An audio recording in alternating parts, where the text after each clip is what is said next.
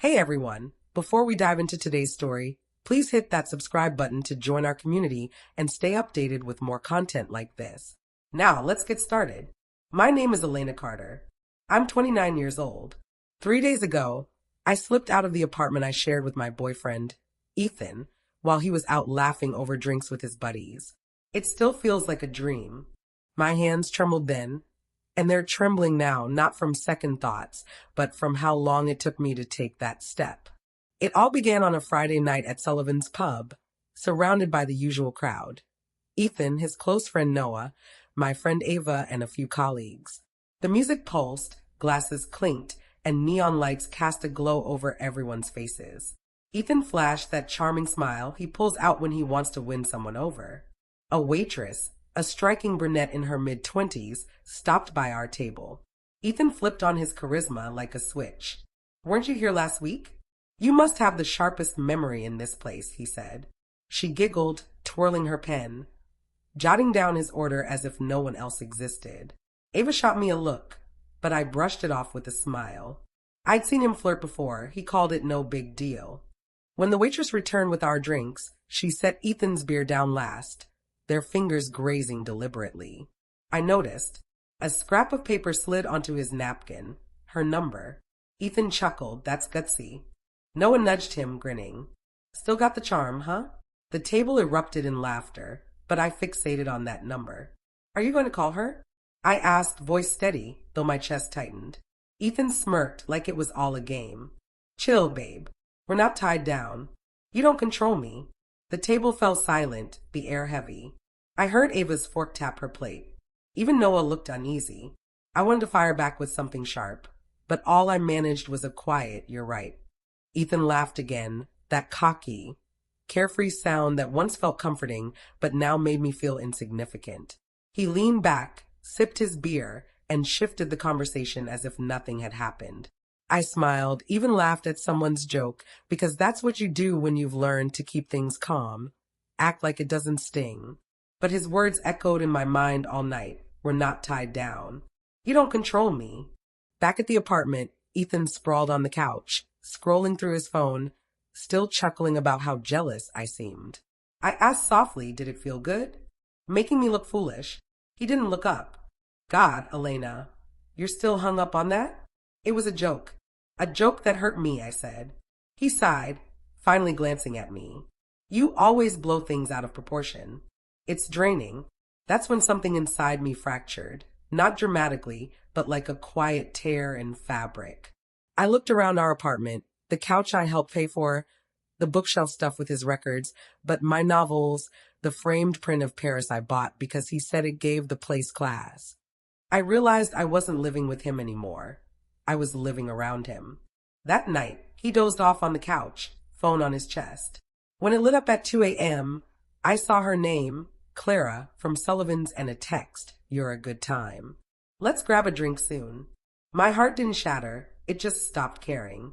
By dawn, I decided. I began packing clothes into my old college duffel, the rustle of fabric the only sound in the quiet room. My cat watched from the kitchen counter, her tail flicking as if she sensed something permanent was unfolding. I packed silently. My favorite mug, the coffee maker I bought after Ethan kept forgetting to replace his broken one, my grandmother's quilt, the photo of me and my mom that he always nudged aside for his turntable. Each item felt like evidence of who I was before him and who I'd be after. I sat on the edge of our bed, the one we half shared, half fought over, and stared at the gap between our pillows. It felt like a chasm. I thought of the small things, him calling me overly sensitive, forgetting my birthday twice in a row, promising we'd get married someday, but tensing up whenever I asked when. I'd mistaken his apathy for calm for years. I grabbed a notepad from the kitchen, scribbled a dozen drafts of the same message. "You're right. You're free. Neither do you." None felt right. Finally, I wrote, "You're right. I don't."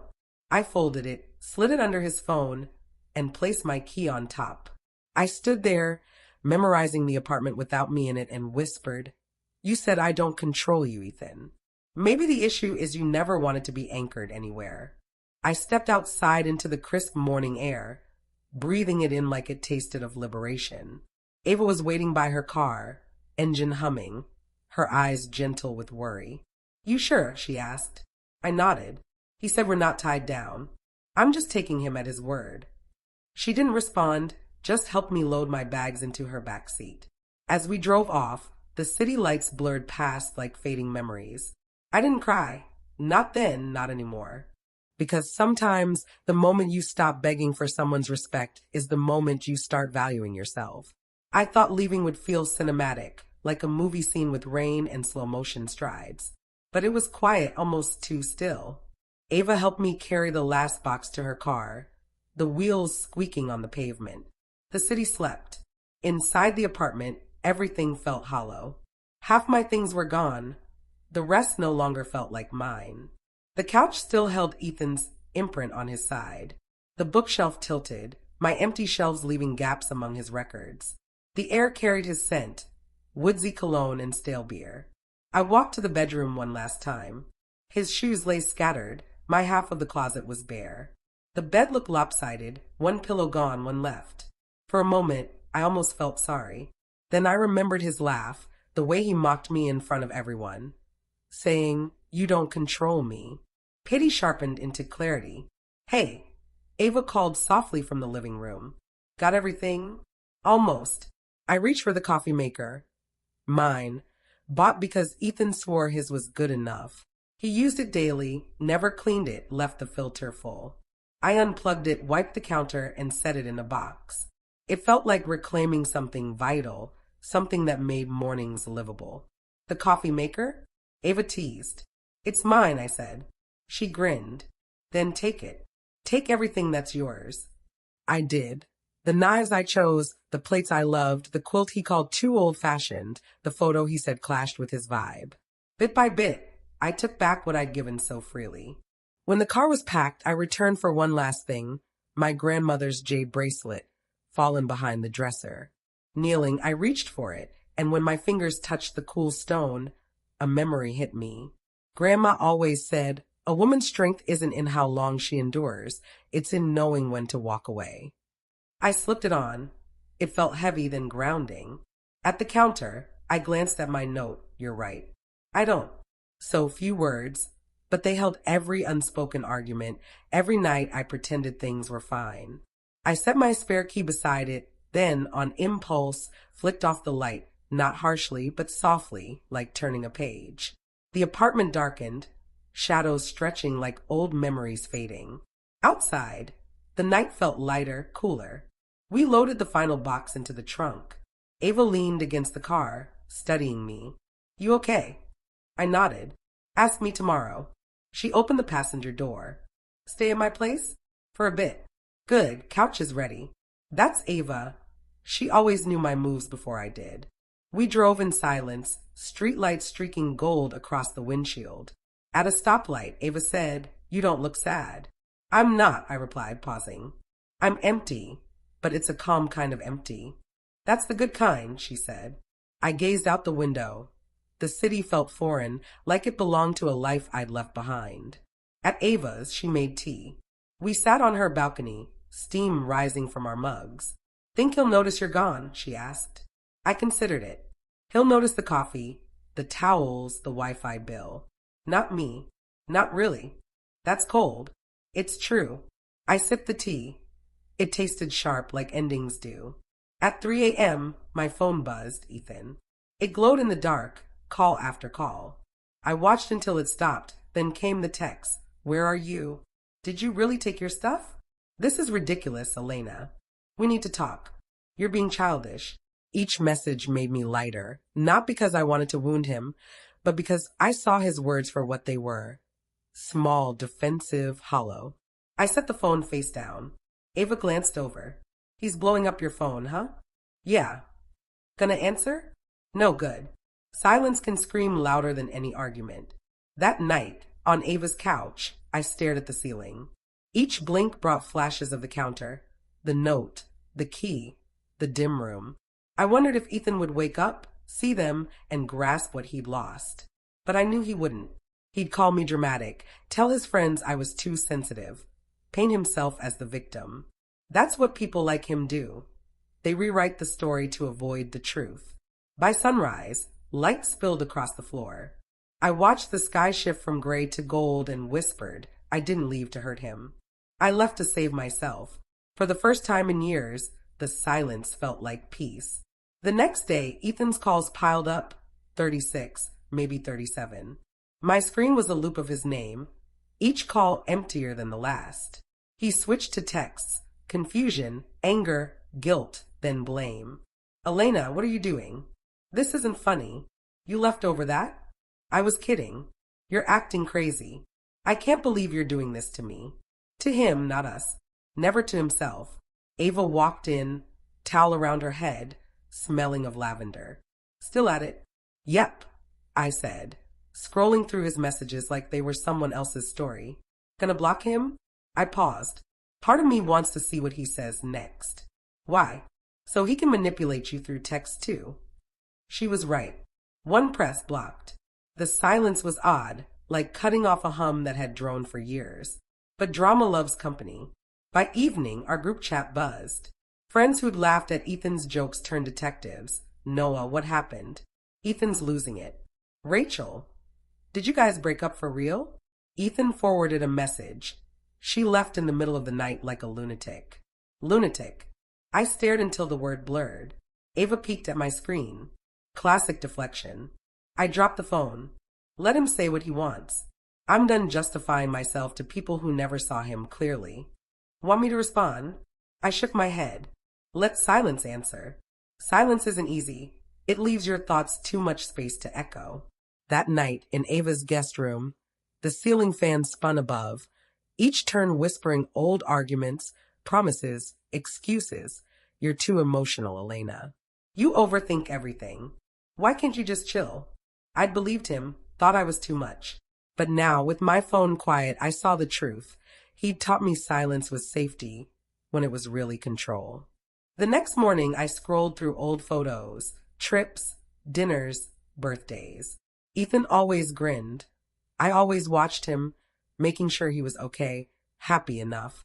In one photo from last summer, his arm around me, beer in hand, I recalled what followed. He told the waitress her eyes were stunning. When I said, "That's not funny," he laughed. "You're so jealous, it's cute." I smiled for the camera, but something cracked inside. That was when I started leaving, bit by bit, without knowing it. At noon, Ava handed me coffee. "You're overthinking." I'm replaying it all. "Don't." I can't stop. She sat across from me. "Stop making him the hero of your story. He wasn't good to you, Elena. Not cruel, but not kind. And that's worse." Her words hit like ice water. She was right. Ethan wasn't evil, he was selfish. And selfish people are harder to hate. That afternoon, an unknown number called. I ignored it. Then a text. "You can block me, but you can't block what we were." My heart urged a reply, my pride refused. I typed one line, "You're right. I can't block memories, but I can stop living in them." Then I blocked that number too. That night, I couldn't sleep. Every shadow felt like the old me. The one who apologized too quickly, forgave too easily, mistook chaos for love. Ava's place was small but felt vast compared to Ethan's. Here, I could breathe without shrinking to fit his world. At 3 a.m., I opened my journal and wrote. He said I didn't control him, but maybe he never meant to stay. I closed it and exhaled. The silence felt earned. A week passed, 7 mornings of sunlight, not tension. 7 nights of silence, not punishment. By day 8, I stopped checking for missed calls. Then another unknown number rang. Curiosity, maybe closure, made me answer. "Elena." Ethan's voice was soft, like someone who'd lost their edge. "I just want to talk. One conversation." My instinct was to hang up, then to guard my peace. But the human part won. "Fine," I said. "One. Coffee. Then we're done." The cafe was cozy, warm lights, brick walls, latte art shaped like hearts. Ethan was already there, looking smaller, his eyes flicking to the door nervously. "Hey," he said as I Saturday hi. The silence was heavy, like sitting in the ruins of something burned out. He waved for the waiter. "Your usual vanilla latte?" "Black coffee," I said. He raised a brow. "Still bitter?" "Not anymore. Just real." When the drinks arrived, he leaned in. So, you really left. I nearly laughed. You sound shocked. I didn't think you'd do it. I didn't think you'd give me a reason. He flinched, guilt peeking through his sarcasm. Elena, I was joking that night. I met his gaze. Was I laughing? The whole table went quiet. You knew you went too far. I was drunk. You were cruel. He traced circles on his cup, looking down. You blindsided me. Just gone. No warning. There was a note. I didn't see it. Because you weren't looking. He blinked. What did it say? It said you were right. I don't. He stared. I don't get it. Exactly. I sipped my coffee. It burned, but I didn't wince. That's the problem, Ethan. You never did. He gave a bitter laugh. So that's it? You're done. I was done before I left. I just didn't know it. Over a number, he snapped. A stupid waitress? No. Over 3 years of feeling like I was the only one trying. Over being called crazy for wanting respect. Over being told I was too emotional whenever you didn't want to deal. He shook his head. You're rewriting it all. No, I said softly. I'm seeing it clearly for the first time. He looked at me, really looked. You used to love me. I did. Do you still? The question stung more than I expected. Love doesn't vanish. It just finds new soil. I don't know, I said. I loved what I thought we had. But that's gone. He leaned back. You're cold. I smiled faintly. No, Ethan. I'm calm. You've just never seen me when I'm not trying to keep you happy. He reached for my hand. I pulled back. Can't we try again? Start from where? You still think you did nothing wrong. He paused. Everyone flirts. You do too. Not to make someone feel small. Not to prove I can. He went quiet. I leaned forward. When's my birthday? He blinked. July something. August 12th. We celebrated it 3 times. He opened his mouth, then closed it. What's my mom's name? What am I allergic to?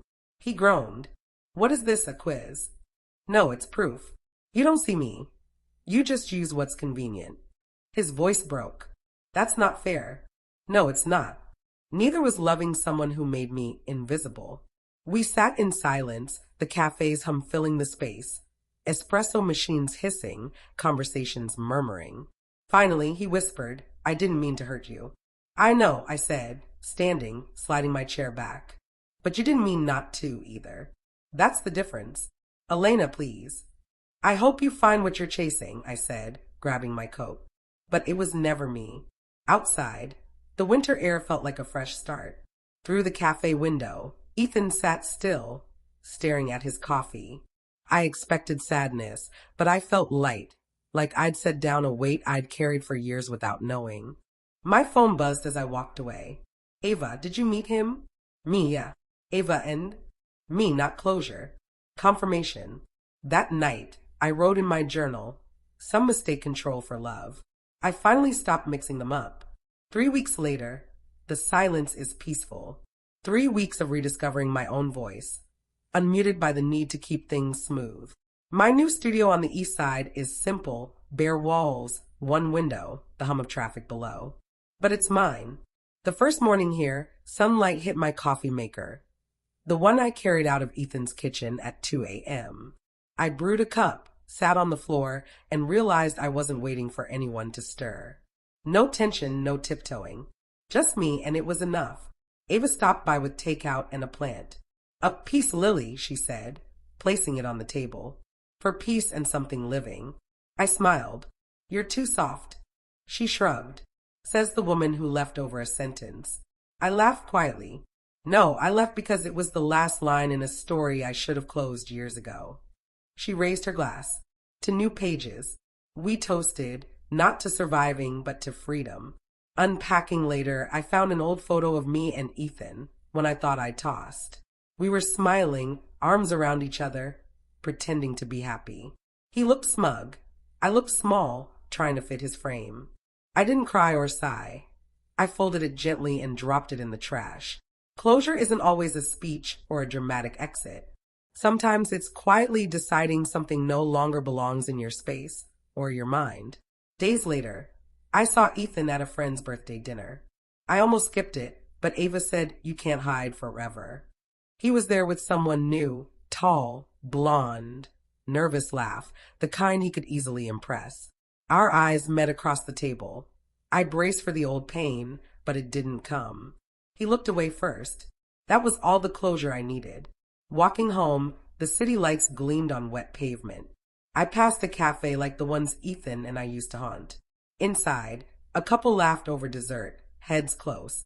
I wondered if I'd feel that again, love without fear, closeness without losing myself. Then I realized I already had, with myself. I'd become my own safe haven. A week later, my coworker Lucas asked me for drinks after work. He wasn't slick or flashy, just kind, the type who listens. At the bar, when the bill came, we both reached. "Let's split it," I said. He smiled. "I asked you out." "Then I'll get the next one," I said, catching my own words. He raised a brow. "Next one." I smiled. Maybe. It wasn't love, not yet. But it was soft, possible. Back in my studio, I made coffee and stepped onto the tiny balcony, the city sprawling below like a sea of lights. The mug warmed my hands. The air was crisp. I whispered, not for comfort, but for truth. He said I didn't control him. He was right. I never wanted to.